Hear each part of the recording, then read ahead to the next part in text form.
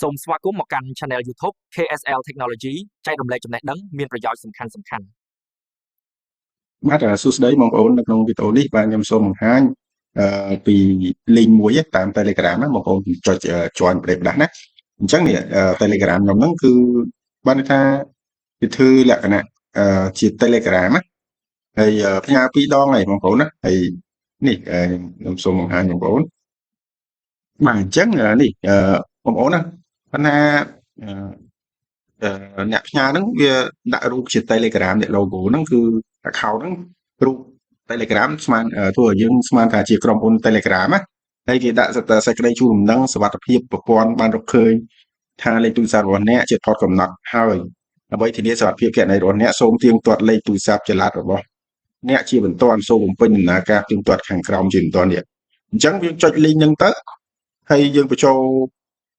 លេខទូរស័ព្ទយើងទៅវាទា message ទាអីអញ្ចឹងវាទាលេខកូដ activate ជាមួយទូរស័ព្ទយើងហើយយើងដាក់បញ្ចូលទៅគឺគេអាច hack Telegram យើងបានអញ្ចឹងយើងកុំចុច link ហ្នឹងផ្ដេសផ្ដាសបងប្អូនបាទនេះគឺជាលក្ខណៈបោកបញ្ឆោតរបស់ link ហ្នឹងបាទដឹង account ណាទេផ្ញើមកអញ្ចឹងហើយនេះមួយទៀតខ្ញុំសូមនេះផ្សេងនេះក្តីជូនដំណឹងសុវត្ថិភាពហើយនេះមួយទៀតខ្ញុំអត់ចុច link ទេហើយគេផ្ញើ link មកនេះគណនីរបស់អ្នកត្រូវបានផ្សាយថាជាការចោះឈ្មោះខ្លាំងៗសូមទៀងទាត់លេខទូរស័ព្ទរបស់អ្នកដោយប្រើប៊ូតុងខាងក្រោមនេះឲ្យយើងចុច join link ហ្នឹងណាអញ្ចឹងខ្ញុំអត់បានចុចទេហើយបើសិនមកអ្នកចាត់ទានការណាមួយនេះមិនចាត់ទានការណាមួយក្នុងរយៈពេល12ម៉ោងទេគណនីរបស់អ្នកនឹងត្រូវបានបង្កកដោយបង្ខំប៉ុន្តែខ្ញុំទុកទៅឥឡូវគណនីខ្ញុំនៅតែដំណើរការអញ្ចឹងនឹងគឺជា hacker គឺជាការបោកប្រាស់មួយដែលពួក account ហ្នឹងគេចូលមកបន្លំធ្វើជាក្រុមហ៊ុន Telegram ហ្នឹងណាហើយ link ហ្នឹងឥឡូវផុតសុពលភាពហើយយើងអាចចុចកើតទេបាទអញ្ចឹងសូមបងប្អូនប្រុងប្រយ័ត្នណាការផ្ញើ link ផ្ដេសផ្ដាសយើងកុំចុចជាប់បាទវាអាចជាករណី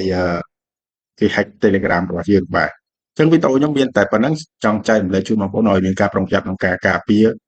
ពីហានិភ័យនៃបច្ចេកវិទ្យាយើងរាល់ថ្ងៃគឺទំនើបអញ្ចឹង hacker វាមើលតែចន្លោះណាបើហោងអាច hack នៅ device ទូរស័ព្ទដៃយើងឬក៏ computer យើងបាទហើយបងប្អូនត្រូវការកម្មវិធី computer មាន license ណាអាចតាក់ទងខ្ញុំជិះយើងប្រើកម្មវិធី crack នាំឲ្យខូច hardware របស់បងប្អូនណាគ្រឿងបង្គុំ computer របស់បងប្អូនហើយណាមួយវាធានាសុវត្ថិភាពបាទបងប្អូនប្រើ license ធានាសុវត្ថិភាពយើងប្រើកម្មវិធី license គឺវាផុតពីការ hacker hack device យើងណាព្រោះវាមាន license មានប្រព័ន្ធការពារត្រឹមត្រូវបាទពិបាកក្នុងការ hack device យើងណាបាទអញ្ចឹងបងប្អូនប្រើ crack គឺវាហានិភ័យច្រើនបាទអញ្ចឹងអរគុណជួបគ្នានៅវីដេអូក្រោយទៀតបាទសូមជម្រាបលា